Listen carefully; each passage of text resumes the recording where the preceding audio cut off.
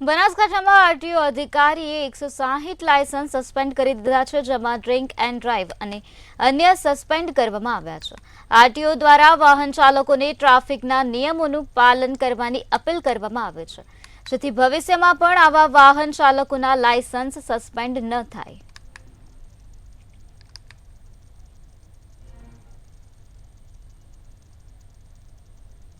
છ માસમાં આપણે 150 જેવા લાયસન્સ સસ્પેન્ડ કરેલા છે. પોલીસ તરફથી ડ્રિંક એન્ડ ડ્રાઈવ છે, પછી અકસ્માતના ગુનામાં સંડોવાયેલા હોય એવા વાહન લાયસન્સ ધારકોના લાયસન્સ અત્રેની કચેરીએ મોકલી આપવામાં આવતા હોય છે.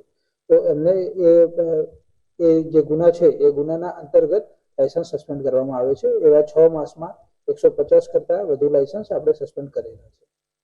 એક આ જ સંદેશ છે કે જે આપણે વાહન ચલાવીએ છીએ તો એ સલામત રીતે ચલાવીએ, ટ્રાફિકના નિયમોનું પાલન કરીએ